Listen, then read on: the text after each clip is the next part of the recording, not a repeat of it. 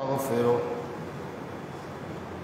ونعوذ بالله من شرور أنفسنا ومن سيئات أعمالنا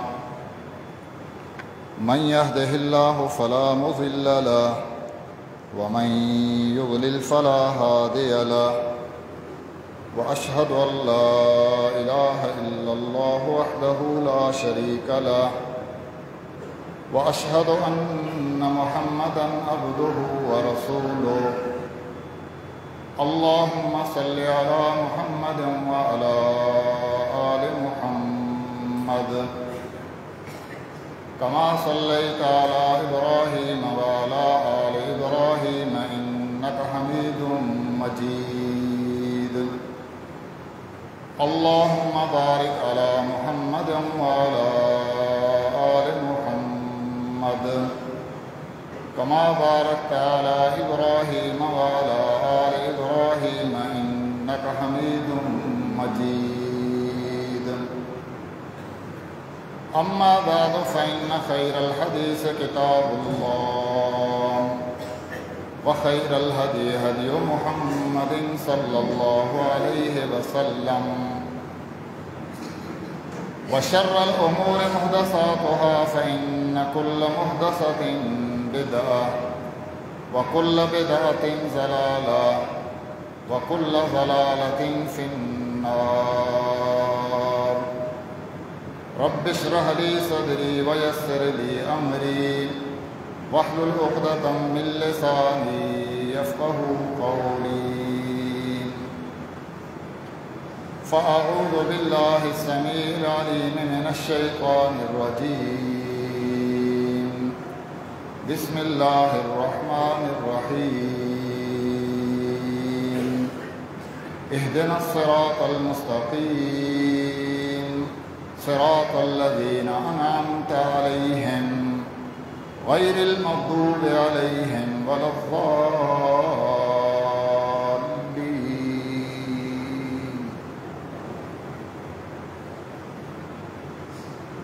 मुख्तसर हम्द व सना ऐं दुरूद व सलात खां बाद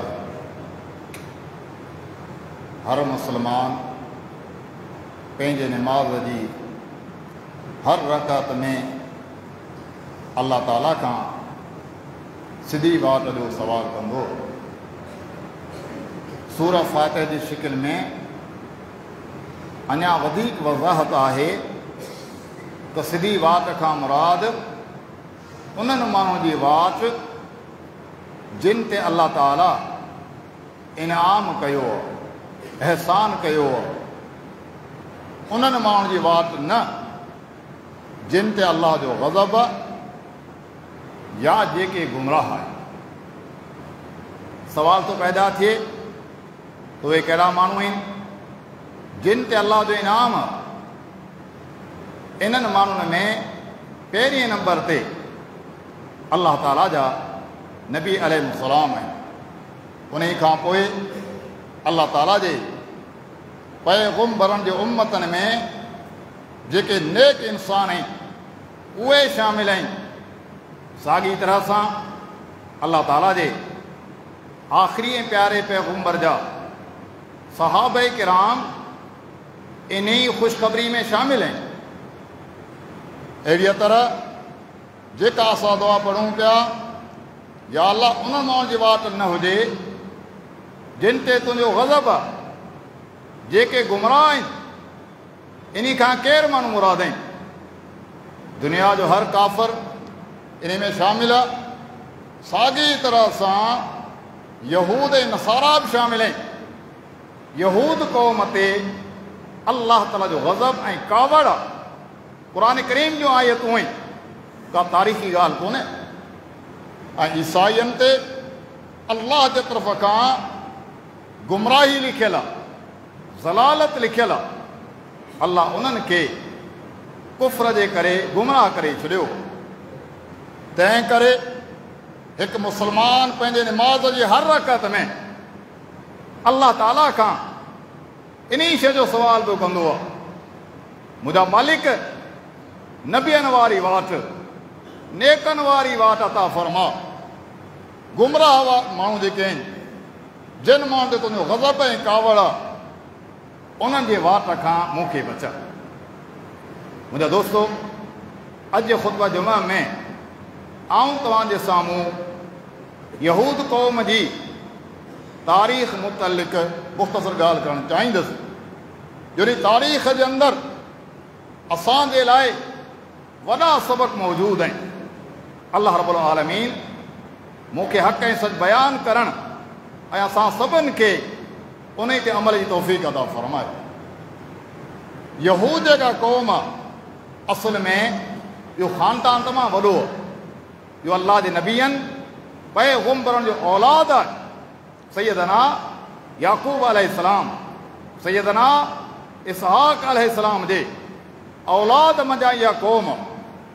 अंदाज़ो लॻायो, गौर करियो त केॾी अज़ीम क़ौम आहे, जंहिं क़ौम जा अबा दादा सिर्फ़ु दीन जा आलिम ऐं हाफ़िज़ न आहिनि, बल्कि इन क़ौम जा अबा दादा ऐं वॾा अल्लाह ताला जा पैग़म्बर ऐं रसूल रहिया आहिनि। हीअ उहा क़ौम आहे जंहिं क़ौम ॾांहुं अल्लाह रब्बुल आलमीन संदसि अज़ीम पैग़म्बर सैयदना मूसा अलैहिस्सलाम खे मोकिलियो। हीअ उहा क़ौम आहे जंहिं क़ौम ते अल्लाह रब्बुल आलमीन पंहिंजे फ़ज़ल ऐं महिरबानी जी पालोट नाज़िल फ़रमाए छॾी। तव्हांजे उन ज़माने जे अंदरि दुनिया में जेतिरियूं क़ौमूं हुयूं, उन्हनि तमामु क़ौमनि ते अल्लाह रब्बुल आलमीन हिन क़ौम खे फ़ज़ीलत ऐं मक़ाम ॾेई छॾियो। फ़रमायईं इन्नी फ़ज़्ज़लतुकुम अलल आलमीन। जहान जे अंदरि जेके बि क़ौमूं आहिनि उन्हनि सभिनि क़ौमनि ते मूं तव्हांखे फ़ज़ीलत ॾेई छॾी आहे। मुंहिंजा दोस्तो, अल्लाह रब्बुल आलमीन सैयदना मूसा अलैहिस्सलाम खे जॾहिं संदसि क़ौम ॾांहुं मोकिलियो त अल्लाह ताला मूसा अलैहिस्सलाम खे ॿ मक़सद ॾेई करे मोकिलियो। हिकु मक़सदु हीउ हुयो पंहिंजे क़ौम खे तौहीद जी दावत ॾे, अल्लाह ॾांहुं सॾु। ऐं ॿियो मक़सदु हीउ हुयो त पंहिंजे क़ौम खे ज़ालिम फ़िरऔन जे ज़ुल्म खां नजात ॾिया। क़ुर करीम में वाक़ियो तफ़सील सां जॻह जॻह ते मौजूदु आहे। मूसा अलैहिस्सलाम जिते पंहिंजे क़ौम जे अॻियां अक़ीदत तौहीद पेश कयो, उते फ़िरऔन जे अॻियां बि अक़ीदत तौहीद पेश कयो।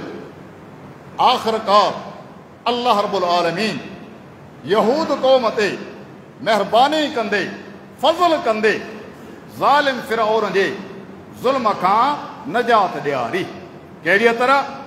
छा हुकुम मिलियो त तव्हां फ़िरऔन सां लड़ी पओ, विढ़ी पओ? न, बल्कि अल्लाह रब्बुल आलमीन हिन क़ौम ते पंहिंजो फ़ज़ल ऐं महिरबानी कंदे मौजज़ाना तौर ते फ़िरऔन खे तबाह बर्बाद कयो। सैयदना मूसा अलैहिस्सलाम ऐं जे क़ौम खे नजात ॾिनई। क़ुर करीम में अल्लाह ताला फ़रमायो त वइज़ फ़रक़ना बिकुमुल बहर फ़अनजयनाकुम वअग़रक़ना आल फ़िरऔन वअनतुम तंज़ुरून।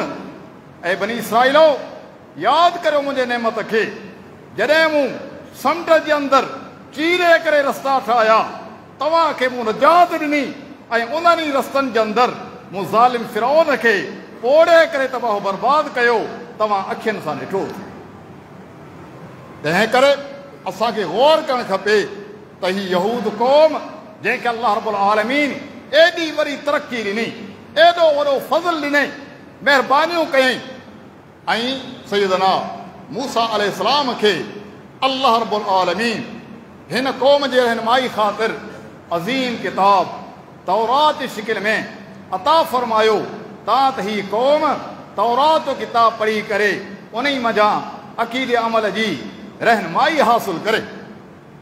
मुंहिंजा दोस्तो, अल्लाह ताला यहूद क़ौम ते जेके महिरबानियूं कयूं, क़ुर करीम जी सूरह बकरा में अल्लाह रब्बुल आलमीन उन्हनि महिरबानियुनि जी फ़हरिस्त बयानु कई, तफ़सील बयानु कई।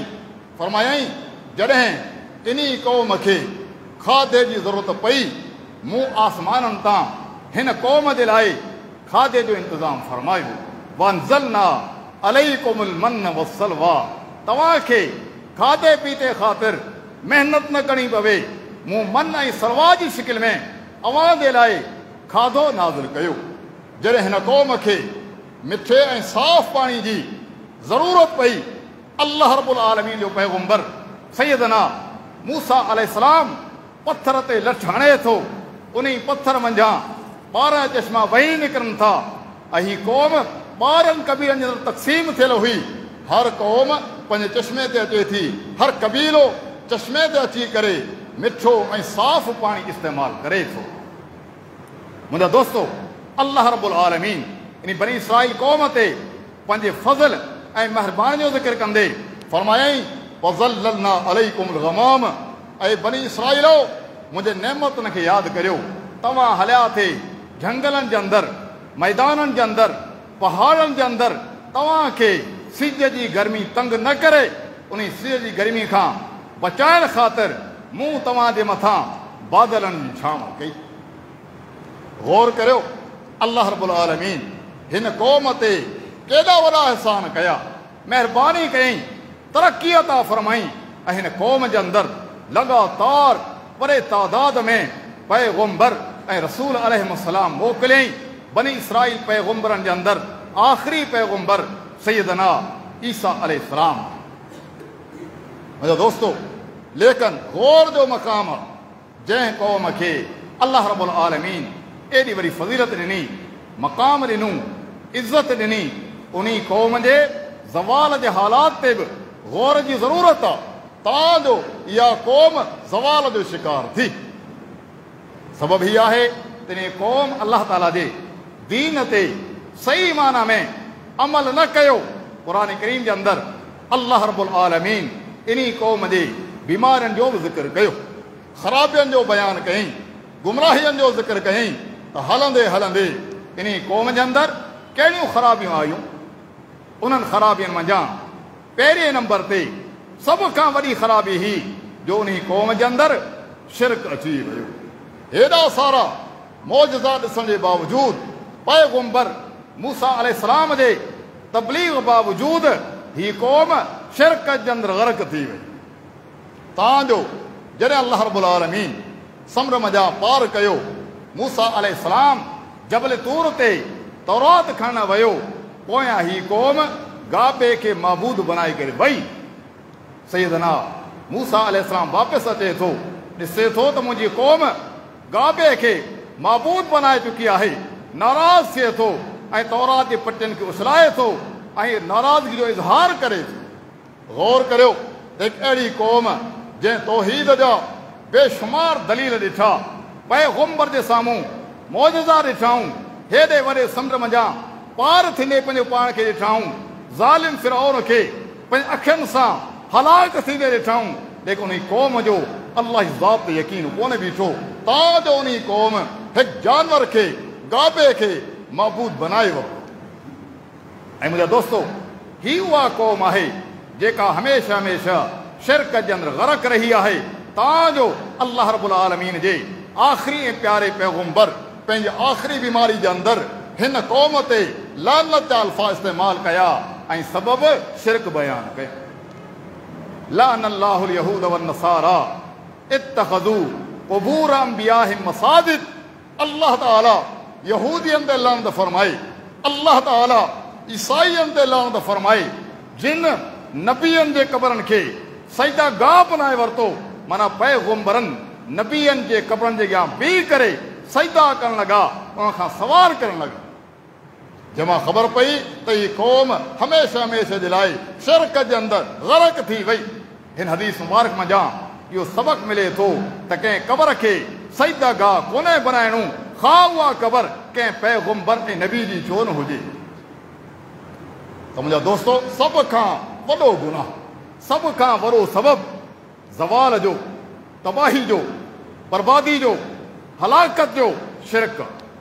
उहे माण्हू पंहिंजे वॾनि जे बारे में इहो अक़ीदो रखणु लॻा त असांजा वॾा जेके नेक इंसान हुया, इहे असांखे क़यामत जे ॾींहुं जहन्नम जे अज़ाब खां बचाईंदा। असांखे अमल करण जी ज़रूरत कोन्हे, असां यहूद हुजण जे करे हमेशह लाइ जन्नती आहियूं, असांजे लाइ सिफारिशी असांजा वॾा वेठा। गौर कंदा हलो त इन क़ौम जे अंदरि जेके ज़वाल जा असबाब आहिनि उन असबाबनि मंझां बुनियादी सबबु अक़ीदे जो बिगाड़ आहे, अक़ीदे जी ख़राबी आहे। जंहिंमां ख़बर पई त जंहिं क़ौम जे अंदरि अक़ीदे जी ख़राबी अची वञे, शिरक अची वञे, अल्लाह ताला वटि उन क़ौम जी का बि इज़त न आहे। मुंहिंजो दोस्तो सैयदना मूसा अलैहिस्सलाम जेको अल्लाह जो पैगम्बर सुबुह ऐं शाम उन क़ौम खे सम्झाईंदो हुयो, उहे सैयदना मूसा अलैहिस्सलाम तां मज़ाक़ कंदा हुया, पैगम्बर मूसा अलैहिस्सलाम जे आंदल मौजज़नि तां मज़ाक़ कंदा हुया।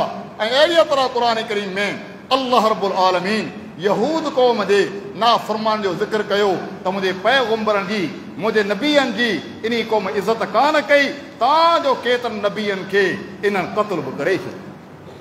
अंदाज़ो लॻायो हिन क़ौम जी इहा हालत, तकबुर विचां, वॾाई विचां त तूं हक़ जी ॻाल्हि छो करीं थो। अल्लाह जे पैगम्बरनि जहिड़नि अज़ीम इंसाननि खे उन्हनि क़त्ल बि करे छॾियो। अल्लाह रब्बुल आलमीन सैयदना मूसा अलैहिस्सलाम खे तौरात जहिड़ो अज़ीम आसमानी किताब अता फरमायो, पर जॾहिं इहो किताब यहूद क़ौम जे आलिमनि जे हथ चढ़ियो त उन्हनि अल्लाह रब्बुल आलमीन जे पाकीज़ा किताब जे अंदरि तहरीफ़ ऐं तब्दीली कयूं, अहकामनि खे तब्दील कयूं, ताजो अल्लाह जो आख़िरी प्यारो पैगम्बर जनाब मुहम्मद रसूलुल्लाह सल्लल्लाहु अलैहि वसल्लम जिन पाण अचनि था यहूद सां, पाण ॻाल्हि ॿोल कनि था त तव्हां मुंहिंजे हुकमनि ते तव्हां एतिराज़ करियो था, ज़िना जे हद ते एतिराज़ करियो था, पर मूंखे ॿुधायो तव्हांजे तौरात किताब जे अंदरि शादी शुदा जेकॾहिं मर्द या औरत हुजे त उन लाइ ज़िना जी सज़ा कहिड़ी आहे। उन टाइम ते उन वक़्त जा यहूदी आलिम इन ॻाल्हि खे लिकाइण जी कोशिशि कंदा रहिया त असांजे किताब जे अंदरि उनजी सज़ा सिर्फ़ु उनजो मुंहुं कारो करे बाज़ार में घुमाइण। पाण सल्लल्लाहु अलैहि वसल्लम जिन तौरात किताब घुराइनि था ऐं पाण फरमाइनि था मुंहिंजे साम्हूं तव्हां तौरात किताब आणियो। हदीस जा अल्फाज़ आहिनि, जेको माण्हू तौरात किताब पढ़ी रहियो हुयो उहो उन आयत तां आङुर रखी चुको, जंहिं आयत जे अंदरि ज़िना जी सज़ा हद ॼाणायल हुई। अल्लाह जे पैगम्बर जो सहाबी अब्दुल्लाह बिन सलाम रज़ी अल्लाह ताला अन्हु जेको यहूदियत मंझां आलिम थियो आहे, मुस्लमान थियो, उन अर्ज़ु कयो अल्लाह जे रसूल हिन खे चओ त आङुर मथे खणे। जॾहिं आङुर मथे खयईं त हेठां इहा सज़ा मौजूदु हुई जेका सज़ा ज़िना करण वारे जी क़ुर करीम में मौजूदु। अंदाज़ो लॻायो, गौर करियो त उन्हनि माण्हुनि जे अंदरि केॾी वॾी जुरत हुई त अल्लाह जे अहकामनि खे पंहिंजी मर्ज़ी सां तब्दील करे छॾियऊं ऐं चवणु लॻा त असांजी मर्ज़ी आहे जंहिं शइ ते असां ईमान आणियूं ऐं जंहिं शइ खे असां छॾे ॾियूं। क़ुर करीम में अल्लाह रब्बुल आलमीन इन क़ौम जी बीमारी जो ज़िक्र कयो त अतुमिनून बिबअज़िल किताब व तकफुरून बिबअज़िन, छा तव्हां अल्लाह जे किताब मंझां कुझु हिसे ते ईमान आणियो था ऐं कुझु हिसे जो कुफ़ुर करियो था। अहिड़ीअ तरह सां उहे माण्हू ॿियनि खे नेकी जो हुकुम ॾींदा हुया, पाण अमल कोन कंदा हुया, हालांकि इल्म वारा माण्हू हुया। अल्लाह ताला फरमायो तव्हां ॿियनि माण्हुनि खे नसीहत करियो था पर पाण अमल नथा करियो, हालांकि तव्हांजे अंदरि इल्मु मौजूदु आहे। त मुंहिंजा दोस्तो, यहूद क़ौम जे बीमारियुनि जी वॾी फ़हिरिस्त आहे, तवील फ़हिरिस्त। अल्लाह ताला जॾहिं बि को हुकुम जारी कयो थिए त इहे तवील कंदा हुया, बहाना कंदा हुया त कंहिं तरह सां इन हुकुम मंझां असांजी जान आदी थी वञे। क़ुर करीम जी सूरह अल बकरा जो नालो ई ढगी आहे, सबबु ही आहे जो अल्लाह रब्बुल आलमीन उन क़ौम खे हिकु मौक़े ते ढगी ज़बह करण जो हुकुम ॾिनो। हाणे अहिड़ी क़ौम जे अंदरि ढगी जे लाइ मुहबत हुई, ज़बह करणु कोन थिए चाहियूं। पैगम्बर मूसा अलैहिस्सलाम अल्लाह जो हुकुम ॿुधायो त अल्लाह रब्बुल आलमीन तव्हांखे ढगी ज़बह करण जो हुकुम ॾे। सौदो हुकुम आहे। असां क़ुर्बानी जे मौक़े ते केतिरा जानवर ढगी जा ज़बह कंदा आहियूं अल्लाह जे हुकुम सां, पर ही क़ौम जॾहिं उनजे साम्हूं ही अल्लाह जो हुकुम आयो तावीर करणु लॻा, बहाना करणु लॻा। चयऊं उन ढगी जो रंग कहिड़ो हुजे, वरी सवाल कयऊं उन ढगी जी उमिरि कहिड़ी आहे, वरी सवाल कयऊं उहा ढगी हर में हली सघे थी या न। अंदाज़ो लॻायो इहा क़ौम पैगम्बर जे अॻियां कहिड़ा सवाल रखे पई। आख़िरकार क़ुर करीम अल्लाह फरमायो फज़बहूहा वमा कादू यफ़अलून, नियत कान हुई ढगी ज़बह करण जी, आख़िरकार मजबूर थी। मुंहिंजा दोस्तो, अल्लाह रब्बुल आलमीन हिन क़ौम खे आज़मायो पंहिंजे हुक्मनि ज़रिए। अल्लाह ताला पंहिंजे अहकामनि ज़रिए हिकु इंसान खे आज़माईंदो आहे। जहिड़ीअ तरह मुस्लमान क़ौम खे अल्लाह आज़माईंदो आहे, त मुस्लमान मुंहिंजे हुक्मनि ते अमल कनि था या न। क़ुरान करीम जा अहकाम आहिनि, अल्लाह जे प्यारे पैगम्बर जा अहकाम आहिनि। इहे कंहिंजा अहकाम आहिनि? अल्लाह जा अहकाम। अल्लाह ताला हिकु इंसान खे आज़माइणु चाहींदो आहे त मुंहिंजे हुक्मनि ते अमल करे थो, कंध झुकाए थो, या पंहिंजी नफ़सानी ख़्वाहिशात ते अमल करे थो। अल्लाह ताला फरमायो, छंछर वारे ॾींहुं अव्हां खे मच्छी जो शिकार नाहे करो। ऐं ॿिए तरफ़ अल्लाह रब्बुल आलमीन जे हुक्म सां छंछर वारे ॾींहुं दरिया जे अंदरि मच्छी वॾे तादाद में ईंदी। क़ौम वारा ॾिसी करे चवणु लॻा, मच्छी त अॼु वॾे तादाद में आहे, पर अल्लाह मने करे छॾी। त पोइ उन्हनि मंझां ई कुझु माण्हू तावीर करणु लॻा ऐं चवणु लॻा, ठीकु आहे, अल्लाह जो हुकुम मञूं था, छंछर जे ॾींहुं मच्छी जो शिकार नथा करियूं, अलबत साइड तां खॾा हणी छॾियूं था। इहो पाणी खॾनि में पहुचंदो, उन पाणी में ज़ाहिर ॻाल्हि मच्छी बि हूंदी। मच्छी जो शिकार असां आचर ॾेई कंदासीं। मच्छी जो शिकार आचर वारे ॾींहुं कंदासीं। गौर करियो, छा अल्लाह जे हुकुम ते अमल थियो? माना अल्लाह रब्बुल आलमीन जे इन इम्तिहान में उहा क़ौम फेल वई अल्लाह जे हुक्म जी। उन ई क़ौम ज़ाहिर ज़हूर मुखालफ़त कई तावील ज़रिए। मुंहिंजा दोस्तो, इन क़िस्म जा बेशुमार असबाब आहिनि। यहूद क़ौम जे अंदरि जेके बीमारियूं आहिनि, अल्लाह रब्बुल आलमीन क़ुरान करीम जे अंदरि तफ़सील सां बयानु कयो त इन क़ौम जे अंदरि माल दौलत जे लाइ, दुनिया जे लाइ वॾी मुहबत ई दुनिया जी ज़िंदगी खे तरजीह ॾींदा हुया। हे चाहींदा हुया हमेशह हमेशह लाइ दुनिया में ज़िंदा हुजूं, असां ते मौत न अचे। हिकु तरफ़ इहो अक़ीदो त असां जन्नती आहियूं, ॿिए तरफ़ इहो चाहींदा हुया त असां ते मौत न अचे। क़ुरान करीम जा अल्फाज़ आहिनि, फरमायईं, इन्हनि मंझां हिकिड़ो चाहींदो आहे त इन खे 1000 साल ज़िंदगी दुनिया जी मिले। 1000 साल ज़िंदगी छो? माना उनखे ख़बर हुई त असांजा करतूत कहिड़ा आहिनि, मरी वञण खां पोइ असांखे अज़ाब थींदो, लिहाज़ा जेतिरी ज़िंदगी डिघी हूंदी अज़ाब खां बचिया पिया हूंदासीं। रब्बुल आलमीन फरमायो त जेकॾहिं इन्हनि खे 1000 साल ज़िंदगी मिली वञे त इहा वॾी ऐं तवील ज़िंदगी इन्हनि खे मुंहिंजे अज़ाब खां बचाए कोन थी। मुंहिंजा दोस्तो, यहूद क़ौम जे अंदरि माल जो बुख़ुल हुयो, उहे कंजूस हुया, अल्लाह जी वाट में उहे ख़र्च करण जे लाइ तयारु कोन हुया। जॾहिं अल्लाह रब्बुल आलमीन क़ुरान करीम जे अंदरि आयत नाज़िल कई, मन ज़ल लज़ी युक़रिज़ुल्लाह क़र्ज़न हसना, केरु उहो माण्हू आहे जेको अल्लाह ताला खे सदक़े ख़ैरात जी शिकिल में कर्ज़ ॾेई छॾे। जंहिंमें अल्लाह ताला शौक़ ॾियारणु चाहियो, तरग़ीब ॾियारणु चाही त तव्हां जेको माल अल्लाह जी वाट में ॾींदा आहियो, इहो गोया तव्हां अल्लाह खे कर्ज़ पिया ॾियो, उनजो बदिलो तव्हांखे क़यामत ॾींहुं मिलंदो। पर ख़बर आहे उन ज़माने जे अंदरि यहूदी छा चवणु लॻा, जेके दीन इस्लाम तां, जेके क़ुरान करीम तां, जेके अल्लाह जा आख़िरी पैगम्बर तां मज़ाक़ पिया कंदा हुया, एतिराज़ पिया कंदा हुया, उहे चवणु लॻा, इन्न अल्लाह फ़क़ीरुन व नहनु अग़निया। अॼु अजीब आयत नाज़िल थी आहे जो अल्लाह ताला असां खां कर्ज़ थो घुरे, लॻे थो असां वॾा शाहूकार आहियूं, अल्लाह फ़क़ीर आहे, अल-इयाज़ु बिल्लाह। अल्लाह ताला क़ुरान करीम जे अंदरि जवाबु ॾेई छॾियो त हिन जी ॻाल्हि लिखी वई आहे ऐं हिसाब किताब क़यामत ॾींहुं ज़रूरु थी। गौर करियो, या क़ौम अल्लाह जी गुस्ताख़, अल्लाह जे पैगम्बरनि जी गुस्ताख़ ऐं अल्लाह ताला जे किताब मुतलिक़ इन क़ौम जे दिलनि में ज़रे बराबरि एहतराम मौजूदु कोन हो। तंहिं करे अल्लाह रब्बुल आलमीन इन क़ौम खे ज़वाल जो शिकार बनाए छॾियईं।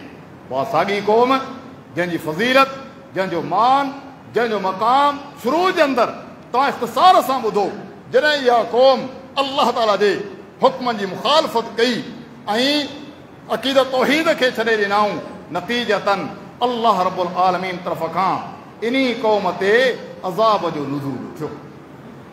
अचूं था इन ॻाल्हि ते त अल्लाह ताला जंहिं क़ौम ते एॾा वॾा फज़ल ऐं अहसान कया उन क़ौम ते वरी अज़ाब कहिड़ा नाज़िल कयईं। क़ुरान करीम जी सूरह अल-बक़रा में अल्लाह रब्बुल आलमीन उन अज़ाबनि जी फ़हरिस्त बयान कई। कहिड़ा अज़ाब नाज़िल कया? फरमायईं जॾहिं उन्हनि माण्हुनि गाबे खे महबूद बनाए वरितो, सैयदना मूसा अलैहिस्सलाम खे अल्लाह हुकुम ॾिनो, सख़्ती वारो हुकुम ॾिनई त इन्हनि शिरक कयो। नतीजतन हाणे इन जी माफ़ी तॾहिं मिलंदी जॾहिं इहे हिक ॿिए खे क़त्ल कंदा, हिक ॿिए खे क़त्ल कंदा। अंदाज़ो लॻायो कहिड़ो वॾो सख़्तु हुकुम आहे। मुफ़स्सिरीन लिखनि था त उहे हिक ॿिए जा माण्हू हिक ॿिए खे क़त्ल करण लॻा। तव्हांजो हिक ई टाइम ते 70,000 बनी इसराइल क़त्ल थिया, 70,000 बनी इसराइल क़त्ल थिया। अल्लाह ताला बाद में उनजी तौबा खे क़बूल कयो। जेके क़त्ल थी चुका उन्हनि खे शिरक जहिड़े गुनाह जी माफ़ी मिली। जेके ज़िंदा बची विया उन्हनि खे बि अल्लाह ताला माफ़ कयो, लेकिन सज़ा तमामु वॾी, सज़ा तमामु वॾी ॾिनई। इहा सज़ा वरी इन लाइ ॾिनी वई तां त बाद में सुधरी वञनि, मोटी अचनि, शिरक खां बाज़ अचनि, तंहिं करे उन्हनि खे सख़्तु तरीन सज़ा ॾिनी वई। ऐं पोयां अचण वारा माण्हू जेके आहिनि उन्हनि जे लाइ बि इन सज़ा में वरी नसीहत ऐं सबक़ मौजूदु आहे त शिरक ख़तरनाक गुनाह आहे जंहिंजी एॾी वॾी सज़ा अल्लाह रखी छॾी। मुंहिंजा दोस्तो, अल्लाह रब्बुल आलमीन हिन क़ौम ते ॿियो अज़ाब नाज़िल कयो। उहो हिन शिकिल जे अंदरि जॾहिं सैयदना मूसा अलैहिस्सलाम उन्हनि मंझां 70 चूंडियल माण्हुनि खे वठी वियो मक़ाम तूर ते, उते पहुचण खां पोइ उहे चवणु लॻा मूसा असां तुंहिंजे ॻाल्हि ते एतबार कोन था करियूं, तूं चवीं थो अल्लाह मूं ते हकाम थो नाज़िल करे, असां त अल्लाह खे ॾिसूं ई कोन पिया। हाणे ईमान तॾहिं आणींदासीं जॾहिं असां पंहिंजी अखियुनि सां अल्लाह खे ॾिसूं। इहा वॾी गुस्ताखी आहे। जेको सवाल करे अल्लाह जे बारे में त अखियुनि सां दुनिया जे अंदरि अल्लाह ताला खे ॾिसी वठां पोइ ईमान आणींदुसि, ॿी सूरत में ईमान आणण लाइ तयारु कोन आहियां। छा अल्लाह रब्बुल आलमीन जे तौहीद जा दलाइल दुनिया में मौजूदु कोन्हे? अल्लाह ताला कावड़ जो इज़हार कयो, उन क़ौम ते आसमानी बिजली नाज़िल कयईं, तव्हांजो 70 माण्हू फौत थी विया बिजली जो। सैयदना मूसा अलैहिस्सलाम अल्लाह ताला खां दुआ घुरी, उन जे नतीजे में वरी अल्लाह रब्बुल आलमीन इन्हनि 70 माण्हुनि खे ज़िंदगी ॾेई छॾी। अंदाज़ो लॻायो केॾी वॾी तारीख़ आहे हिन क़ौम जी।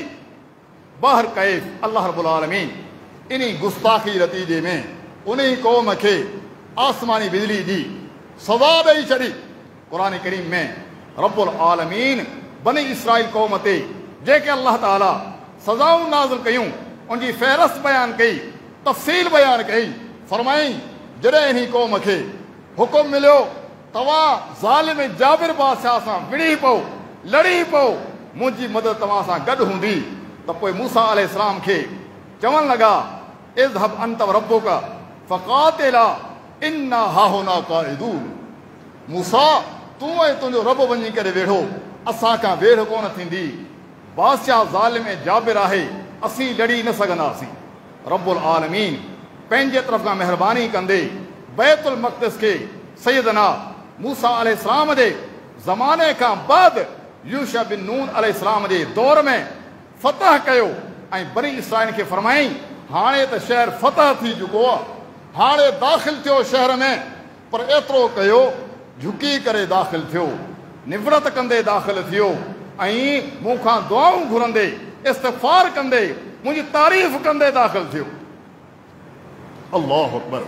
पर हिन क़ौम खां इहो कम बि थी कोन सघियो। जेका क़ौम ज़ालिम जाबिर बादशाह सां विढ़ण लाइ तयारु कोन थी, रब्बुल आलमीन उन ई क़ौम जे लाइ जॾहिं बैतुल मक़दिस फ़तह फरमाए छॾियो, सिर्फ़ु इहो हुकुम ॾिनई दाख़िल थींदे झुकंदे दाख़िल थियो ऐं मूंखां माफ़ियूं घुरंदे दाख़िल थियो। फरमायईं फबद्दल الذين ظلموا قولا غير الذي قيل لهم। फरमाई जेको हुकुम मिलियो उन हुकुम खे तब्दील करे छॾियऊं, न झुकंदे दाख़िल थिया, तवाज़ो निवरत कंदे दाख़िल थिया, बल्कि गॾो गॾु ॻाल्हि बि तब्दील करे छॾी। अल्लाह चयो माफ़ी घुरियो, चओ न असांखे बुख आहे, असांखे कणिक घुरबल। हिन त हित जे बजाए हिन त अंदाज़ो लॻायो ही उहा क़ौम आहे जेका अल्लाह रब्बुल आलमीन जे आयतनि तां मज़ाक़ करण वारी, अल्लाह जे हकामनि में तावीर करण वारी। एॾी वरी जुरत हिन क़ौम जे अंदरि जंहिं क़ौम खे सम्झाइण वारा आम इंसान न हुया बल्कि अल्लाह ताला जा पैगंबर ऐं नबी अलैहिस्सलाम हुया। नतीजतन फरमायईं असां उन क़ौम खे बांदर ऐं भोरड़ा बनाए छॾियो। फजअलनाहा नकालन लिमा बैन यदैहा वमा खल्फहा व मौइज़तन लिलमुत्तक़ीन। सूरह अल-माइदा में अल्लाह ताला फरमायो इन क़ौम जा केतिरनि खे असां भोरड़ा बनाया, केतिरनि खे असां खिंज़ीर यानी सूअर बनाया। मुस्लमानो गौर करियो रब्बुल आलमीन जी जेका क़ौम नाफ़रमानी कंदी आहे अल्लाह ताला उन क़ौम खे सफ़े हस्ती तां मिटाए छॾींदो आहे, ज़लील ऐं तबाह बर्बाद करे छॾींदो। क़ुरान जो आयतुनि सूरह बक़रा में फरमाई बांदर ऐं भोरड़ा थी वई। सूरह माइदा में फरमाई असां उन्हनि खे खिंज़ीर यानी सूअर बनाई। छो त हिननि जुरत सां अल्लाह ताला जे अहकामनि जी ख़िलाफ़ वर्ज़ी कई। मुंहिंजा दोस्तो, अल्लाह रब्बुल आलमीन हिन क़ौम जे दिलनि खे सख़्तु करे छॾियो। ऐं अॼु बि इहा ॻाल्हि जेका क़ौम अल्लाह जे हुकमनि खे अहमियत न ॾींदी अल्लाह ताला सज़ा जे तौर ते उनजे दिलनि खे सख़्तु करे छॾींदो। दीन उन खे सम्झ में न ईंदो, दीन उन लाइ ॾुखियो थी वेंदो, अमल करे कोन सघंदो। अल्लाह ताला फरमायो जॾहिं इन क़ौम बार बार बग़ावत कई, सरकशी कई, नाफ़रमानी कई, सुम्म क़सत क़ुलूबुकुम मिन बाद ज़ालिक फ़हिय कल हिजारा। हाणे तव्हां इन लाइक़ न आहियो जो तव्हांखे मुंहिंजे कलाम जूं आयतूं सम्झ में अचनि। हाणे तव्हां इन लाइक़ न आहियो जो तव्हांखे मुंहिंजे पैगंबर जी तालीम सम्झ में अचे, तव्हांजो तव्हांजूं दिलियूं पथर खां ज़्यादा सख़्तु थियूं। ऐं जेका दिलि सख़्तु थी वेंदी आहे उन दिल में रहम कोन्हे ईंदो, उहा ज़ालिम दिलि हूंदी आहे। उन दिलि में अल्लाह जे दीन जो नूर ऐं रोशनी कोन्हे। मुंहिंजा दोस्तो, अल्लाह रब्बुल आलमीन यहूद क़ौम मुतअल्लिक़ जेके सज़ा जो ज़िक्र फरमायो आहे उन्हनि में हिकु वॾी सज़ा जो बयानु कई। उहा कहिड़ी?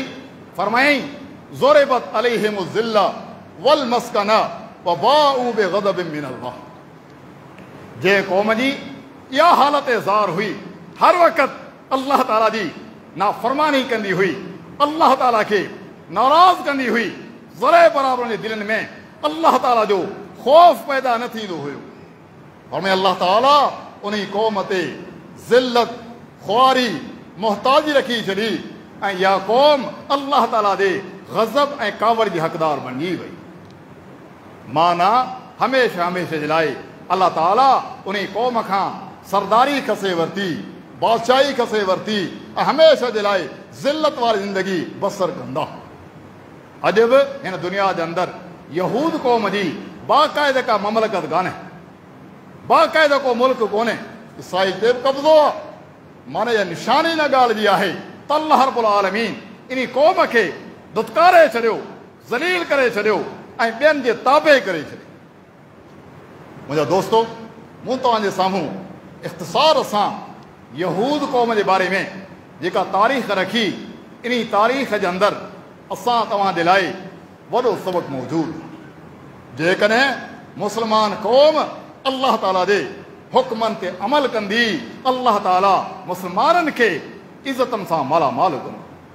पर जेकॾहिं मुस्लमान क़ौम बि अल्लाह जे क़ुर खे छॾींदी, अल्लाह जे प्यारे पैगंबर जे तालीमात खां मुंहुं मोड़ींदी, अल्लाह रब्बुल आलमीन खे का परवाह न आहे। अल्लाह ताला क़ुर करीम में वाज़े अंदाज़ जे अंदरि बयानु करे छॾियो आहे त अल्लाह जी सुन्नत, अल्लाह जो तरीक़ो कॾहिं तब्दील कोन्हे थी। ऐं अफ़सोस सां इहा ॻाल्हि करणी पवे थी जो हिन उम्मत जे अंदरि, मुस्लमाननि जे अंदरि पैरवी पैदा थी वई कंहिंजी, यहूद क़ौम जी, ईसाई क़ौम जी पैरवी अची वई। ऐं अल्लाह ताला जे प्यारे पैगंबर जी हदीस आहे, पाण फरमाइण लॻा लतत्तबिउन्न सुनन मन कान क़ब्लकुम। जे तव्हांजे अॻियां हुया यानी यहूदी ईसाई, जीअं उन्हनि ज़िंदगी बसर कई, तव्हांजे अंदरि उहे साॻी तरीक़ा अची वई, साॻी तरीक़ा। यहूद वारा तरीक़ा, ईसाईनि वारा तरीक़ा तव्हांजे अंदरि अची वेंदा। गौर करियो, छा मुस्लमान क़ौम जे अंदरि शिरक कोन्हे? छा मुस्लमान क़ौम बेदाती शिकिल में अल्लाह जे प्यारे पैगम्बर जी मुखालफ़त नथी करे? छा मुस्लमान क़ौम अल्लाह जे हकामनि ते अमल खां नटाए भॼे कोन थी, तावील कोन थी करे? छा मुस्लमान क़ौम जे दिलि में दुनिया लाइ हद दर्जा मुहबत कोन्हे? बुख़ल ऐं हसद जी बीमारी न आहे? उहे तमामु बीमारियूं जेके यहूद क़ौम जे अंदरि मौजूदु हुयूं उहे मुस्लमान क़ौम जे अंदरि मौजूदु आहिनि। वॾे अफ़सोस सां इहा ॻाल्हि करणी पवे थी जो कि मुस्लमान क़ौम केतिरे क़दुरु अल्लाह जे दीन खां परे थी वई। जो अॻु में ॿुधंदा हुयासीं त यहूदी आहिनि उहे अल्लाह जे क़ुर जी बेहतरामी कनि था, लेकिन हाणे मुस्लमान बि अल्लाह जी किताब जी बेहतरामी कंदे देरि नथो करे। अॻु में असां इहा ॻाल्हि ॿुधंदा हुयासीं त यहूद क़ौम जेका आहे उहा दिलि जे अंदरि अल्लाह जे प्यारे पैगम्बर लाइ हसद रखे थी, तंहिं करे प्यारे पैगम्बर जे ख़िलाफ़ ॻाल्हाए थी, खाका ठाहे थी। लेकिन अॼु को नामुराद नाले जो मुस्लमान उथी करे अल्लाह जे प्यारे पैगम्बर ख़िलाफ़ बकवास करे थो। इहो ई सबबु आहे जो अल्लाह जे प्यारे पैगम्बर फरमायो तव्हां यहूदियुनि सां बिल्कुलु मिली वेंदा ऐं तव्हांजो तौर तरीक़ो यहूद वारो हूंदो। जहिड़ी तरह जुती जा पातर जेके हिकिड़े बराबरि हूंदा आहिनि, को फ़र्क़ु कोन्हे हूंदो। जेकॾहिं उन मज़ा को कंहिं सुराख में दाख़िल थियो हूंदो त तव्हीं ज़रूरु दाख़िल थींदा जानवर जे सुराख, माना हर शइ में ताबेदारी। तंहिं करे असांखे गौर करणु खपे त जेकॾहिं मुस्लमान अल्लाह ताला जी दीन जो एहतमाम नथो करे, अल्लाह जे क़ुर जो एहतराम नथो करे, प्यारे पैगम्बर जो एहतराम नथो करे, मूंखे ॿुधायो उन जे दिलि जे अंदरि ईमान रहंदो? जिते यहूदी ईसाई अल्लाह जे दीन तां मज़ाक़ कनि, पैगम्बर जे तालीम तां मज़ाक़ कनि, ॻोल्हे करे हदीसनि ते एतिराज़ कंदा आहिनि ऐं सवाल उथारींदा आहिनि, मज़ाक़ कंदा आहिनि। अहिड़ीअ तरह मुस्लमान प्यारे पैगम्बर जे तालीम तां मज़ाक़ कंदे देरि कोन्हे कमु। हिकु मुस्लमान खे डिॼणु घुरिजे ऐं पंहिंजे ज़िंदगी ते गौर फ़िक्र करणु खपे त आऊं अल्लाह जे दीन खे केतिरे क़दुरु पंहिंजी ज़िंदगी में अहमियत ॾेई रहियो आहियां। मुंहिंजा दोस्तो, मुस्लमान खे घुरिजे त पंहिंजे तारीख़ ते गौर करे। हिकु तरफ़ यहूद क़ौम जी तारीख़ आहे, ॿिए तरफ़ मुस्लमान क़ौम जी तारीख़। ऐं मुस्लमान तुंहिंजी कहिड़ी न अज़ीम तारीख़ आहे। तूं पंहिंजे तारीख़ ते गौर कर त तुंहिंजा वॾा दीन ते कीअं अमल करण वारा उहा सहाबई जमात आहे, जिन माण्हुनि अल्लाह जे प्यारे पैगम्बर ते कलमो पढ़ियो ऐं प्यारे पैगम्बर खे पंहिंजनि अखियुनि सां ॾिठऊं, ईमान आंदाऊं, हाल ते वफ़ात जे अंदरि उहे ईमान ते हुया। उन्हनि माण्हुनि जी अज़मत केतिरे क़दुरु वॾी आहे। अल्लाह रब्बुल आलमीन क़ुर करीम जे आयात बय्यनात में सहाबा किराम खे कामयाब सॾियो, सहाबा किराम खे हिदायत याफ़्ता सॾियो। सहाबा किराम जे बारे में अल्लाह रब्बुल आलमीन पंहिंजे तरफ़ खां रज़ामंदी जो ऐलान कयो। सहाबा किराम जे हक़ में रब्बुल आलमीन जन्नत जो ऐलान कयो। लेकिन असांखे यकीन कोन्हे। केॾे वॾे अफ़सोस जी ॻाल्हि आहे त अज़ीम इंसान जिन एॾियूं वॾियूं क़ुर्बानियूं ॾिनियूं, पर हिन दौर जो मुस्लमान सहाबा किराम जे क़ुर्बानियुनि खे मञण लाइ तयारु कोन्हे। हिते मुंहिंजी ॻाल्हि यादि करे छॾियो त हीअ यहूद जी साज़िश त मुस्लमान सहाबा किराम सां मुहबत न कनि, बल्कि मुस्लमान सहाबा किराम जी गिला शिकवा कंदा रहनि, उन ते तानो तस्नी कंदा रहनि। यहूदी साज़िश सहाबा किराम जी हर ॻाल्हि खे अल्लाह रब्बुल आलमीन क़ुर करीम जे अंदरि नकुल फ़रमाए छॾियो। पोइ वॾे अफ़सोस सां इहा ॻाल्हि करणी पवे थी, मुस्लमाननि जे अंदरि अहिड़ा वॾा गुमराह फ़िरका मौजूदु आहिनि जिन जे गुमराह जो बुनियादु इहो आहे त सहाबा किराम मुस्लमान कोन हुआ। नओ लॻायो, सहाबा किराम जे हर शइ जो इनकार, उन्हनि जे वफ़ादारी जो इनकार, उन्हनि जे तक़वा इख़लास जो इनकार, उन्हनि जे जानसारी जो इनकार, उन्हनि जे हिजरतनि जो इनकार, तकलीफ़ूं खणण जो इनकार, ताजो उन्हनि जे ईमान जो बि इनकार। इंतिहा थी वई न। जेकॾहिं साहब इकराम मोमिन न आहिनि मूंखे ॿुधायो त हिन उम्मत जे अंदरि केरु माण्हू मोमिन थी सघे। साहब अज़ीम इंसान आहिनि जिन जे वास्ते असां ताईं अल्लाह जो दीन पहुतो आहे। तंहिं करे असांजी ज़िमेदारी आहे त साहब जमात सां सिर्फ़ु मोहबत न करियूं बल्कि साहब इकराम जे नक्शे क़दम ते हली करे अल्लाह जे सचे दीन जी क़ुर हदीस जी जेका असां ख़िदमत करियूं इहा असांजी ज़िमेदारी थिए थी। मुंहिंजा दोस्तो, साहब इकराम जा बेशुमार फ़ज़ाइल ऐं मनाक़िब आहिनि। रब्बुल आलमीन उन क़ौम खे वॾी इज़त अता फरमाई। रसूल अकरम सल्लल्लाहु अलैहि वसल्लम जे अचण खां पोइ दुनिया जा हालात चेंज थी विया। तव्हां यहूद क़ौम जी तारीख़ ॿुधी, पर ॿिए तरफ़ तव्हां ॾिसो साहब इकराम खे जॾहिं अल्लाह जो आख़िरी पैगम्बर आयो त उन्हनि कहिड़ा जौहर ॾिसिया जिहाद जा, मुक़ाबला कयूं इस्लाम जे दुश्मननि सां ऐं इस्लाम खे परे परे ताईं पहुचाई। ख़ासि तौर ते दुनिया जे अंदरि जंहिं इंसान ज़िंदगी बसर करे थो कंहिं मुल्क जे अंदरि सभ खां वॾी ख़ूबी हीअ आहे कि उन मुल्क में अमन अमान हुजे ऐं अहिड़ीअ तरह सां मईशत जी बहाली हुजे। रब्बुल आलमीन क़ुर करीम जे अंदरि पंहिंजा अहसान यादि ॾियारिया। फलयअबुदू रब्ब हाज़ल बैत अल्लज़ी अतअमहुम मिन जू व आमनहुम मिन खौफ। फरमाई तव्हांखे बुख खां ढो ॾियण वारो केरु आहे? अल्लाह ताला। तव्हांखे अमन ॾियण वारो केरु आहे? फरमायो अल्लाह जी ज़ात आहे। अल्लाह जे प्यारे पैगम्बर बुनियादी तौर ते अक़ीदत तौहीद जो इहो नुक़्तो पेश कयो, क़ूलू ला इलाहा इल्लल्लाह तुफ़्लिहून। जेकॾहिं तव्हां ला इलाहा इल्लल्लाह पढ़ंदव तव्हां कामयाब थी वेंदा। अल्लाह रब्बुल आलमीन संद पैगम्बर जे तवसुल ज़रिए सहाबा किराम जे ख़िदमात ज़रिए उन इलाइक़े जे अंदरि अमन खे आम करे छॾियो। मईशत बहाल थी वई। तव्हांजो सैयदना उमर फारूक रज़ी अल्लाह ताला अन्हु, सैयदना उमर इब्न अब्दुल अज़ीज़ रहमहुल्लाह जे दौर जे अंदरि को माण्हू ज़कात वसूल करण लाइ तयारु कोन, ज़कात वसूल करण लाइ तयारु कोन। अलबिदाया व निहाया जे अंदरि इमाम इब्न हजर आंदो आहे, राति जे टाइम ते को माण्हू पंहिंजे खीसे जे अंदरि ज़कात जी थैली करे रोड ते घुमी रहियो, तलाश कयईं को साइल मिली वञे, ज़कात जो हक़दार मिली वञे। साम्हूं हिकु माण्हू आयो, चयां आउं तलाश करे रहियो हुयुसि, हाणे मुंहिंजे खीसे में जेका थैली आहे उन में ज़कात जा पैसा आहिनि, तूं खण। त साम्हूं चवणु लॻो आउं पाण इन इरादे सां रोड ते घुमी रहियो आहियां, मुंहिंजे खीसे जे अंदरि ज़कात जा पैसा आहिनि, कंहिंखे ॾियणु चाहियां थो लेकिन मुस्तहिक़ कोन थो। अलाह बानो जॾहिं असां अल्लाह जे दीन सां सचा हूंदासीं, अक़ीदत तौहीद सां अख़्तियार कंदासीं, अक़ीदत तौहीद ख़ातिर क़ुर्बानी ॾींदासीं, अल्लाह जे दीन जो अल्लाह जे शरीयत जो असां दिफ़ा कंदासीं, रब्बुल आलमीन असांखे असांजे मुल्क जे अंदरि बि अमन अता फ़रमाईंदो।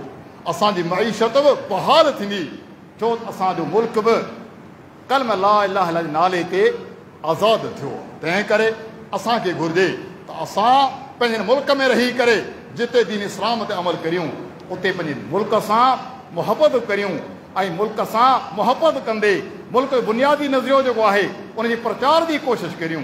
ॾिसो पिया हालात केॾा संगीन थींदा वञनि, बदअमनी केॾी वॾी आहे, महांगाई केॾी वॾी आहे, पर मुस्लमान अल्लाह ॾांहुं रुजू करण लाइ तयारु कोन्हे। असांखे घुरिजे त असां अल्लाह ताला ॾांहुं रुजू करियूं, अक़ीदत तौहीद अख़्तियार करियूं ऐं अल्लाह ताला खां पंहिंजनि गुनाह जी माफ़ी जो सवाल करियूं ऐं अल्लाह ताला सां वाइदो करियूं त मुंहिंजा रब असां सचायूं तुंहिंजे दीन सां, तुंहिंजे क़ुर ते अमल कंदासीं, तुंहिंजे पैगम्बर जे तालीम ते अमल कंदासीं। जॾहिं असां तव्हां इहो पको अहद कंदासीं, पंहिंजे अंदरि तब्दीली आणींदासीं त हालात खे तब्दील करणु कंहिं इंसान जे इख़्तियार में कोन्हे, अल्लाह रब्बुल आलमीन जे इख़्तियार में आहे। अल्लाह ताला मूंखे तव्हां सभिनि खे सही माना में क़ुर हदीस ते अमल करणु ऐं पंहिंजो पाण जे अंदरि तब्दीली पैदा करणु ऐं अल्लाह जे दीन सां सची मुहबत में तौफ़ीक़ अता फ़रमाए। अक़ूलु क़ौली हाज़ा व आख़िरु दअवाई अनिल हम्दुलिल्लाह।